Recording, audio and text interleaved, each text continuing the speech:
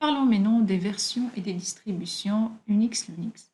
Donc, pour ce qui concerne le système d'exploitation Unix, on parle de version. Par contre, lorsqu'on parle de Linux, on parle de distribution.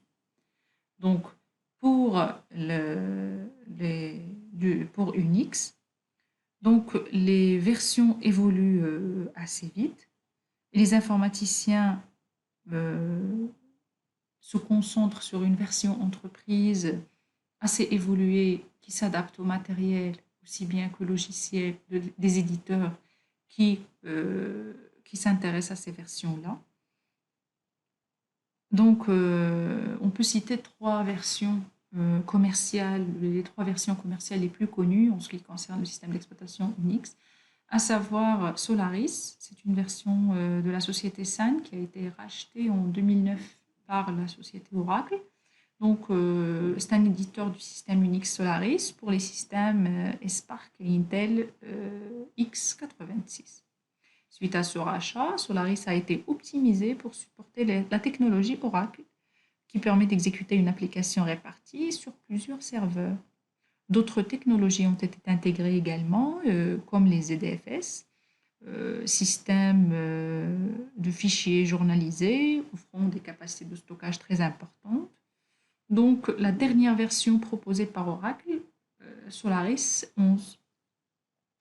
Pour ce qui concerne AIX, qui est aussi une version commerciale, donc c'était une version de la société IBM. Donc AIX est un système d'origine IBM qui constitue l'offre commune de constructeurs IBM et Bull. Bull, c'est une société de services, développement informatique. Donc la dernière version proposée est la version AIX 7.1. Chez IBM, les matériels se déclinent soit sous forme de LAN ou de serveurs. Donc pour Bull, l'offre porte sur des serveurs Scala, E, M et H. Donc les architectures des deux constructeurs s'appuient sur un processeur PowerSet. Ce qui concerne l'infrastructure. La troisième version commerciale, c'est HP UX. Donc la 11i dans sa version 3 est la dernière version du système Unix, est proposée par la société HP et elle est proposée sur toutes les classes de serveurs de la marque HP. Voilà, donc ça en ce qui concerne les versions commerciales Unix. Pour ce qui est des distributions Linux, donc il existe pas mal de distributions qui sont très connues. Donc pour expliquer ce que c'est qu'une distribution, donc on prend le noyau Linux, qui est le noyau réalisé par le jeune étudiant, comme j'ai cité tout à l'heure, finlandais, Linus. Donc le prendre et constituer une distribution. Dans distribution, donc c'est le noyau plus un ensemble de composants, éditeur de shell, éditeur de texte, pardon, shell, protocole, service, outils bureautiques, etc. Donc les distributions les plus connues, et donc il y en a plusieurs, à savoir Slackware par exemple, on l'a cité parce que c'est la plus ancienne des distributions Linux, donc il existe jusqu'aujourd'hui. Donc là, à vrai dire, on peut dénombrer plus de 200 distributions Linux aujourd'hui et chacun il a sa préférence, dépendamment du contexte, dépendamment des besoins, dépendamment aussi du niveau de maîtrise de l'informatique de la personne. Donc plus on est informaticien, plus on opte pour des versions qui sont beaucoup plus orientées commande et moins on est informaticien, donc on a besoin d'une interface graphique. Présentons maintenant donc par exemple Debian, parlons de la version de la Debian. Donc Debian, c'est la seule distribution qui est gérée par des développeurs qui sont indépendants. Donc c'est un projet qui a été fondé en 1993 par Len Murdoch, à une époque où l'idée même de distribution Linux en était encore à ses débuts. Donc le nom Debian prévient de Debra, donc c'est le nom de sa femme. Okay, donc Debian a longtemps été la seule distribution entièrement uniquement composée de logiciels libres et open source. Je vais parler tout à l'heure, je vais vous expliquer ce que c'est que le logiciel libre, ce que c'est que l'open source. Ce qui lui vaut toujours le nom officiel de Debian GNU Linux. Debian aussi a été supporté quelque temps par la FSF comme distribution Linux de référence. Donc cette distribution, il y a plusieurs avantages, à savoir la communauté, une communauté qui est très puissante. un nombre très grand de packages. Donc, vu la richesse ou le nombre des personnes qui adhèrent à la communauté, donc il y a énormément de packages. Un logiciel d'installation qui s'appelle APT. On va le voir lorsqu'on va voir l'installation sur un système d'exploitation Linux, qui est très pratique et très performant. Euh, donc une stabilité vraiment éprouvée par un environnement de production et de nombreux dépôts de logiciels.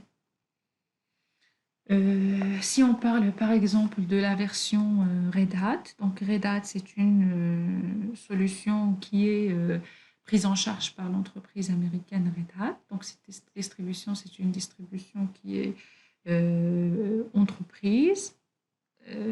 Donc c'est une société commerciale dans le monde de Linux qui a marqué et qui continue à marquer son époque. C'est bien la société Red Hat, donc fondée en 1995. Il est caractérisé par le système de package RPM qui est apparu avec la version 2.0 de Red Hat.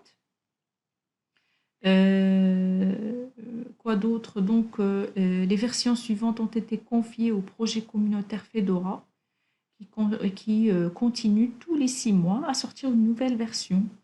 Donc, Red Hat, il a une version grand public qui est le Fedora, la distribution Fedora. Voilà, donc pour ce qui est de la version, par exemple, de la distribution, parlons de Mandriva. Donc Mandriva, c'est une distribution qui est prise en charge par un éditeur français. Il est caractérisé principalement par un environnement bureautique, un environnement graphique bureautique KDE.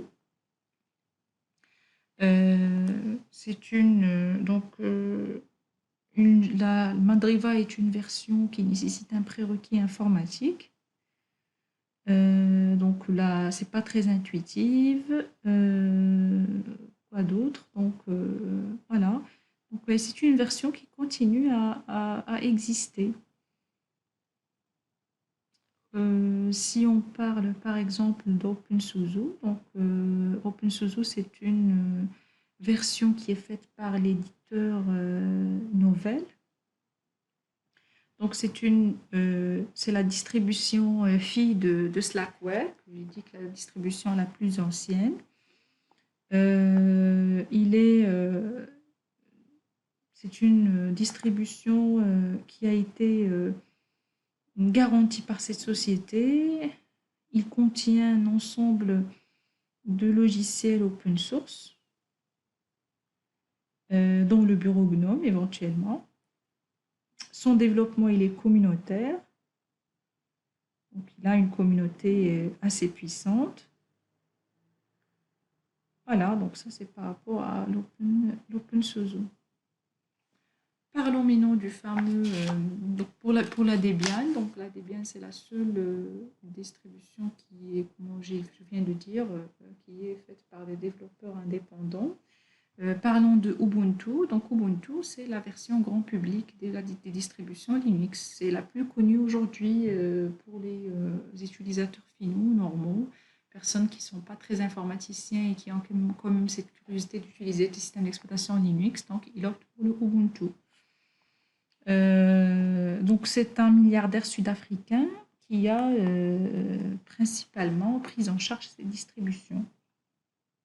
Donc, il est issu de Debian. Il a une compatibilité avec tous les packages de Debian. L'installation, elle est très simple. Donc, chaque 6 à 8 mois, on sort une version. Et c'est un environnement graphique qui est très agréable, qui est très simple pour les débutants, pour les étudiants. Donc, Ubuntu innove fortement. Donc, le nombre de dépôts de sa Logitech est impressionnant. Donc, il y a énormément de packages, énormément de logiciels, que ce soit pour le desktop ou pour le serveur. Voilà. Et dernièrement, dernier point, il faut parler du Live CD. Qu'est-ce que c'est que le Live CD? Le Live CD, c'est une installation Linux sur un support externe sans rien installer sur le disque dur. Et donc, c'est une catégorie qui est surprenante par rapport au système d'exploitation. C'est une originalité du système Linux. Donc, si vous voulez essayer le Linux sans avoir à installer rien sur votre système d'exploitation, donc là, vous pouvez utiliser le Live CD. Elle est très compressée. Sur un CD ou bien un DVD, vous trouvez le shell et les commandes GNU qui sont à votre disposition. Parlons maintenant du modèle économique du logiciel. Donc, Linux, Unix et Linux, ils ont une particularité en tant que système d'exploitation. Donc, comme on a dit, c'est des systèmes d'exploitation qui sont multi-utilisateurs et multitâches. Et donc, il y avait un modèle économique différent par rapport à macOS. Éventuellement, on a commencé à parler du logiciel libre. Alors, comme vous le savez, le début des logiciels de développement informatique, c'est un début de recherche qui est très similaire à la recherche en mathématiques. Dès qu'on développe un logiciel, on le met à la disposition de la communauté. La communauté, donc aux différentes universités, aux différents laboratoires, on le met à leur disposition avec le code source, l'exécutable et tout ce qui va avec. Tout comme un théorème mathématique qui est démontré. Donc, une fois il est démontré, donc tout le monde peut l'utiliser, bien sûr en citant la personne qui l'a fait, mais l'utilisation ne nécessite ni paiement, ni achat, ni rien du tout. Donc, c'était la même chose. Donc, pour ce qui est du noyau Unix, donc l'université de Berkeley, il a mis en place un noyau Unix à la disposition du grand public en 1978. Et donc cette version-là, il était libre et on l'utilisait comme on veut. Et à chaque fois qu'il y a une université ou bien un laboratoire qui en a besoin, donc on la donne avec une licence BSD, Berkeley Software Distribution. Donc c'était ça jusqu'au moment où les entreprises, ils ont vu autrement. Donc l'informatique n'a pas suivi le même chemin que les autres sciences, les mathématiques par exemple. Et donc rapidement, les entreprises ont pu voir l'immense intérêt d'automatiser certaines de leurs tâches, comme la comptabilité, la paie. Donc avec l'achat des premiers gros ordinateurs de gestion, il fallait des programmes. Ces programmes ont commencé à être protégés comme des secteurs industriels et une nouvelle branche commerciale est née, l'édition de logiciels. Donc, une fois arrivé dans le monde des affaires, l'informatique est devenue très rapidement beaucoup moins libre et beaucoup plus payante. On s'est mis à parler de licences, de taxes, de redevances, droits d'auteur, etc. Donc, face à cette conjoncture, donc, il y avait ce qu'on appelle le projet GNU qui était mis en place par Richard Stallman en 1970. Donc, ce monsieur-là, qu'est-ce qu'il a fait? Il a mis en place un ensemble de logiciels qui sont très bien faits, qui gardent la même logique qu'autrefois, celle des mathématiques. Donc, il fait des bons logiciels, il les mis à la disposition du grand public avec ce qu'on appelle une licence GPL. Donc, il a créé une fondation qui s'appelle la Free Software Foundation, FSF, en 1995. Et ces logiciels étaient appelés des logiciels GPL. Donc, lorsque vous trouvez GPL, c'est-à-dire General Public License. Donc, un logiciel libre, donc c'est un logiciel qui a 4 niveaux de liberté. Donc, une liberté 0, c'est la liberté d'utilisation du logiciel, quel que soit l'usage que vous en faites. La liberté d'étudier le fonctionnement du programme et de l'adapter à votre besoin. La liberté de redistribuer des copies afin d'aider votre voisin au sens large du terme. La liberté d'améliorer le programme, troisième ou bien la dernière, c'était la liberté d'améliorer le programme et le diffuser à des améliorations publiques afin de faire bénéficier l'ensemble de la communauté. Mais dans cette logique GPL, on ne parle pas de la gratuité. On parle de liberté, mais sans gratuité. Donc on peut vendre si on veut vendre, donner des versions en contrepartie, il y a de l'argent, mais on a une liberté. On peut même diffuser gratuitement. Voilà donc la raison pour laquelle donc, les développeurs ont pris le pari de développer un micro-noyau, le système d'exploitation. Donc tout ça, c'était des logiciels différents, mais on manquait de système d'exploitation. Parce que les systèmes d'exploitation, jusque-là, c'est des logiciels qui étaient propriétaires. Donc même la version Unix qui a été mise en place par AT&T, donc il était propriétaire. Et donc, c'est là où Linux, comme je viens de le dire, l'étudiant Linus Torvald, au niveau de le Finlandais, qui a mis en place la distribution Linux. Et comme vous le savez, c'était par accident. Donc là, je ne veux pas trop m'attarder sur l'histoire. Vous pouvez chercher si vous êtes intéressé. Donc, il avait un micro-ordinateur et il a par erreur effacé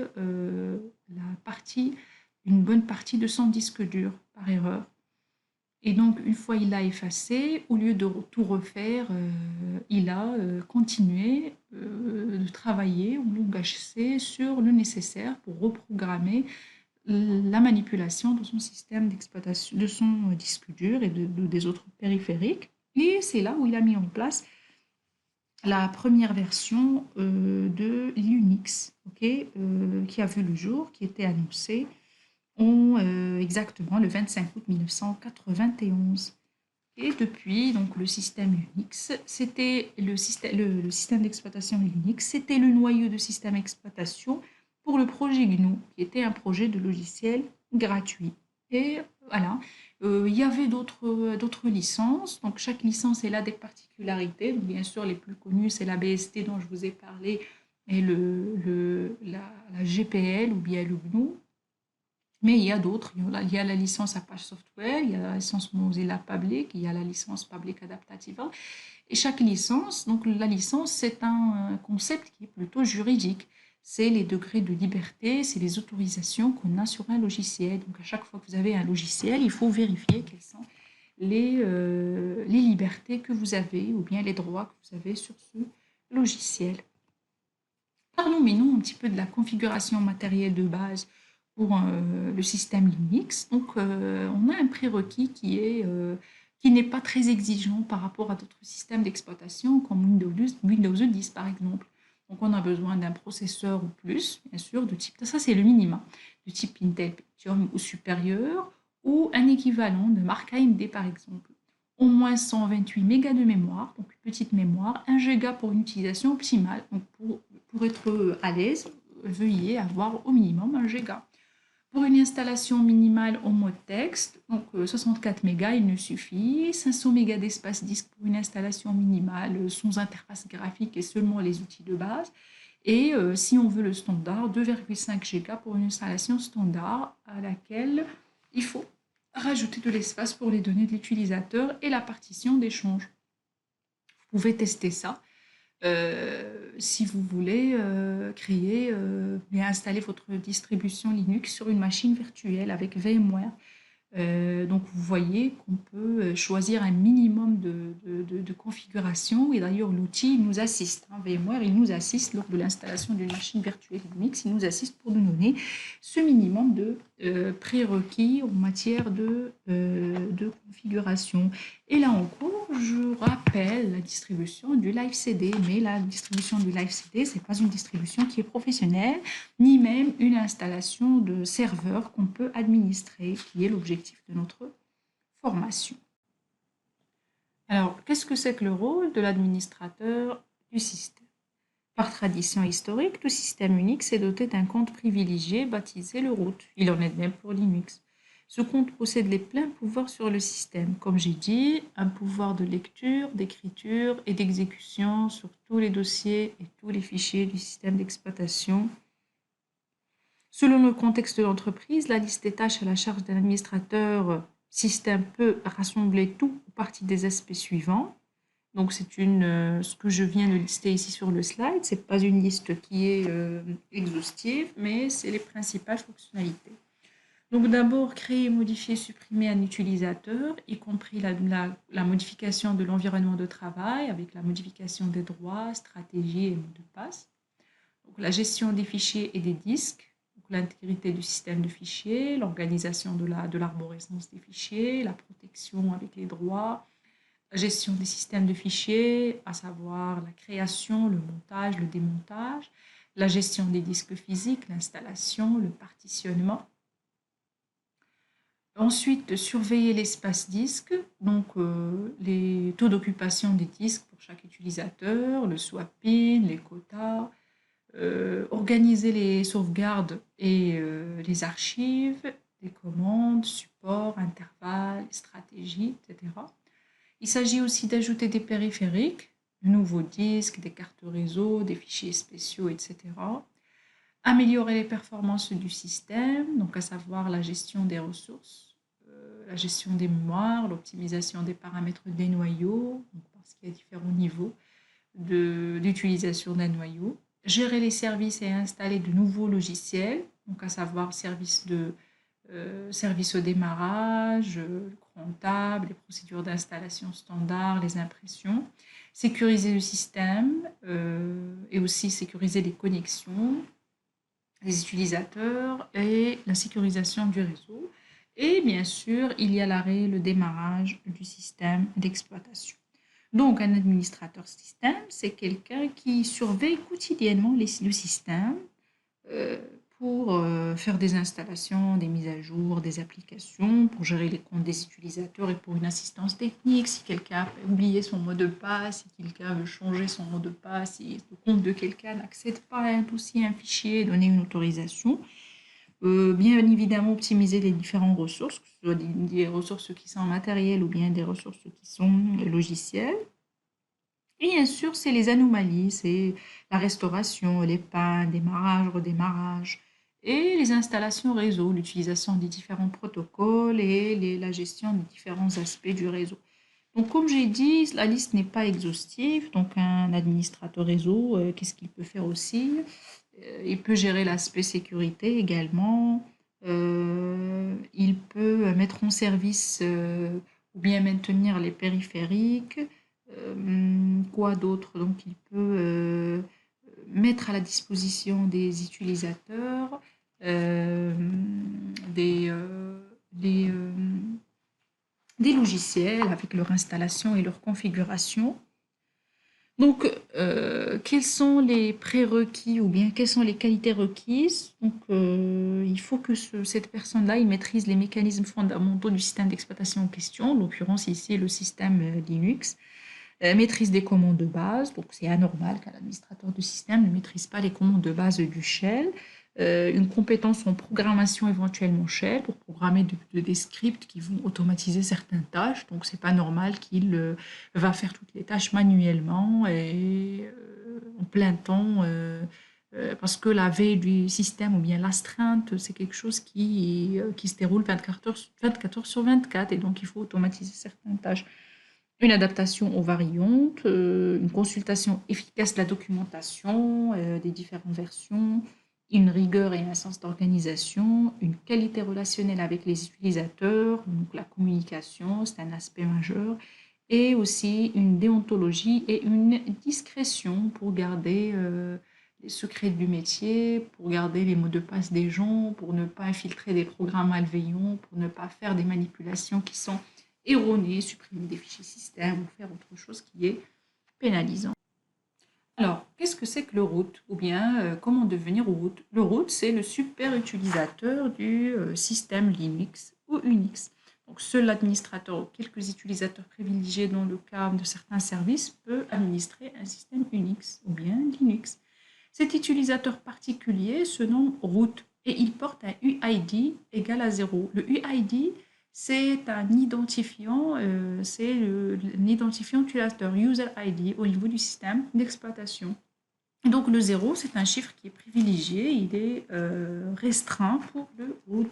Son login est généralement root, mais tout autre login ayant l'UID égal à 0 est root. Donc, on peut bien sûr changer ce nom de root pour l'appeler autre chose, admin, administrateur, monsieur admin, ce qu'on veut.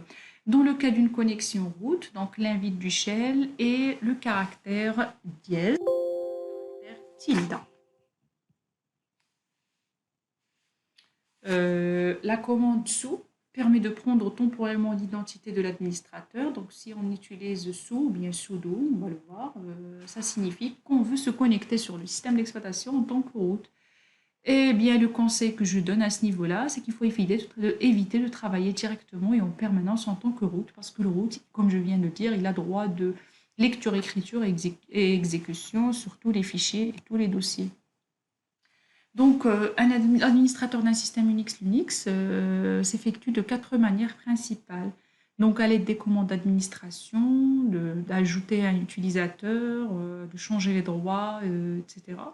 En éditant des fichiers d'administration, donc il peut ajouter directement en accédant via l'éditeur VI à la main, dans les /etc/password, dans la grande majorité des fichiers de configuration de Linux Unix, et au format texte, c'est très bien documenté, donc il peut accéder à ces fichiers et ajouter les utilisateurs qu'il veut, les groupes qu'il veut.